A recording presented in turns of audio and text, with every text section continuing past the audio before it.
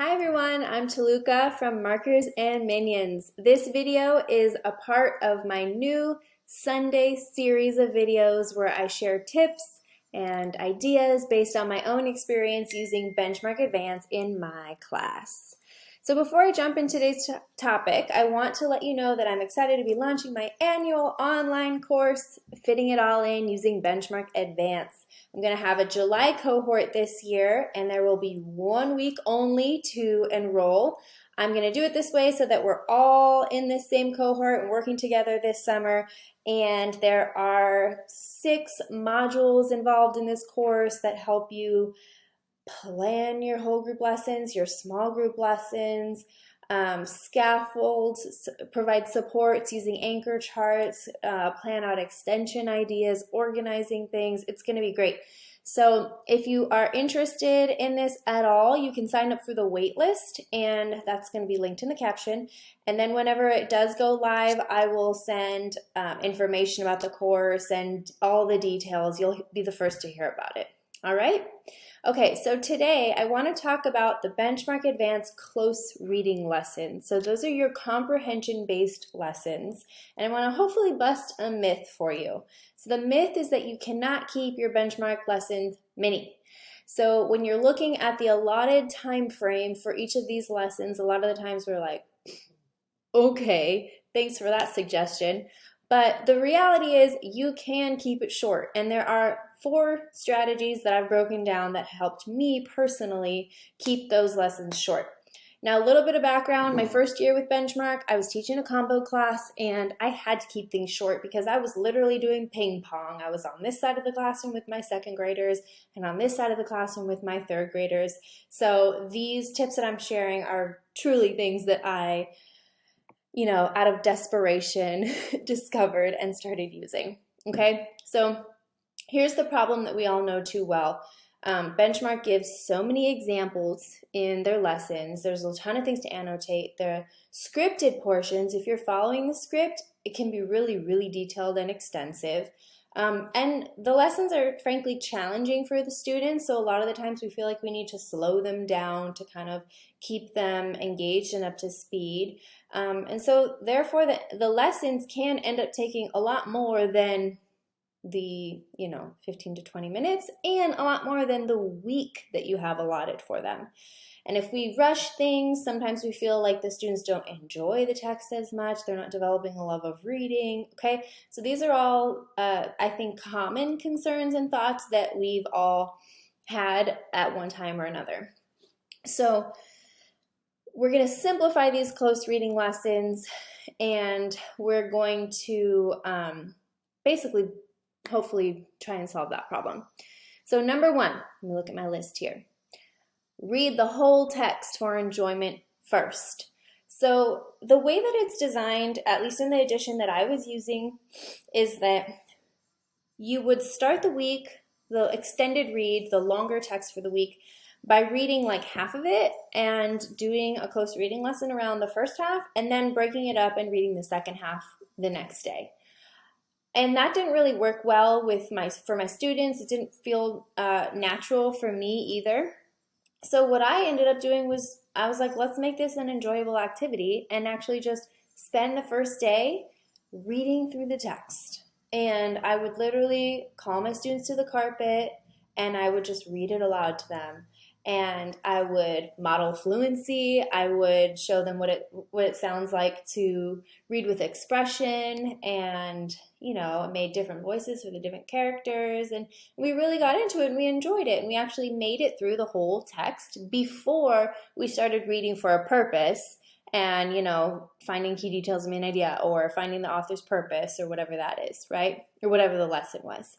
So right after that, I would have students share their thoughts, and I would let them annotate the text using just their own annotations. Put a smiley face here, put a question mark there, circle a word that's unfamiliar to you, right? So they had the freedom to connect with the text, digest it, and really, analyze it.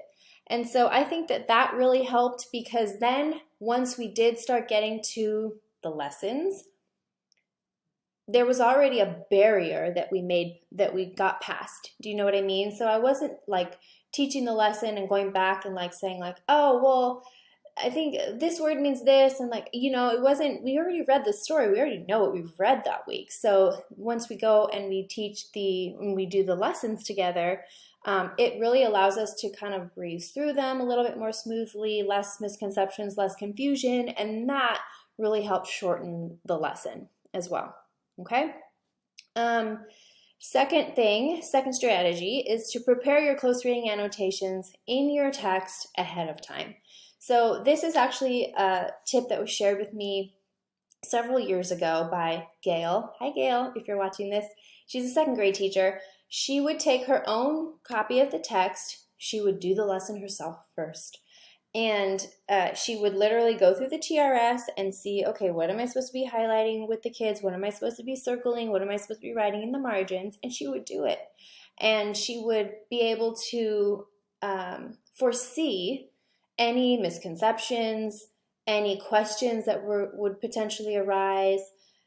She was able to make decisions like, oh, well, that's not a good example. Gonna skip that one, you know, things like that. And so it really helps to do the work up front as a teacher in your own copy, so that then when you teach the lesson to the students, you've got a really clear idea of where you're headed and you've made it past the roadblocks already. Okay? Number 3, remember, mastery takes time. So this isn't really a strategy, this is more of a mindset shift.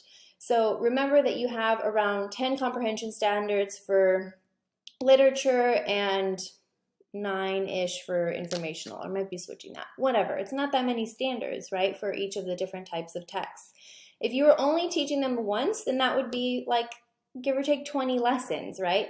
You're not doing that though, don't worry. These lessons are going to spiral back around over and over again within the unit, within the span of the 10 units, okay? And I sometimes feel like a broken record saying this, but I think it's a good reminder for teachers that if you totally botched a lesson, don't worry, it's going to come up again. If you had, you know, a drill that came up and ruined your lesson, you can teach it again in another lesson. It went over your kids' heads. Don't worry, you'll get to it again. You felt like skipping it that week. Don't worry, you'll get to it again, okay? So each time it spirals back around, it's going to be a little more complex. There's going to be a little bit more depth. And the standard or the skill is really going to develop over time. And by the end of it, hopefully, we've got mastery, right? We're closer to mastery. But in the beginning and as you're working through the year, adopt that mindset shift that mastery is going to take time. You don't need to sit there for 45 minutes to an hour, like hoping and praying that your kids are going to get this down today in that lesson. Okay? All right. And then number 4, this strategy is to narrow your focus standard just to one thing. All right? In the benchmark TRS, you look at the lesson, and then underneath it'll have several standards that are addressed when you're doing this lesson. Find which one is the main focus. And this is what I did in my close reading companions too. I would look at the lesson objective, I would look at what we were annotating, and then I would say, okay, these are the standards they've listened. Yes, there's the listening piece in this. Yes, there's a grammar piece. Yes, maybe that comprehension piece, but it's mainly going to be this standard. This is what I'm going to focus on. So above all else, I'm going to make sure that I nail that one standard during this lesson. Okay, so having that kind of like end goal in mind, that clear objective for yourself is going to help you glide through it and stay focused, basically. Okay, so to recap those 4 strategies, the first one is read the whole text for enjoyment first. The second one is prepare your annotations ahead of time. Third one is just to remember mastery takes time. And the 4th is to narrow your focus to one standard.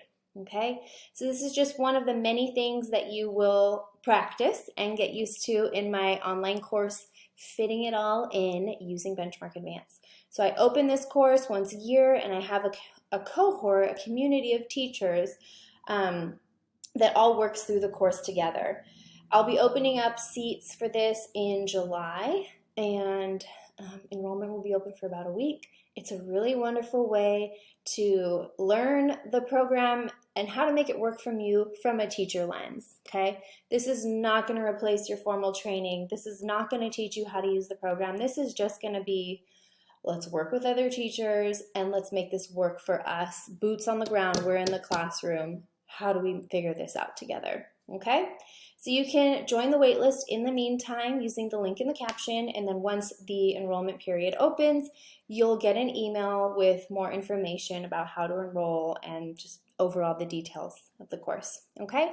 So that's it for today. Next Sunday, I will be here to talk about the different ways that you can structure your small groups and centers, because there's not just one way fits all. All right, so I will see you next week. Mark your calendars. Bye.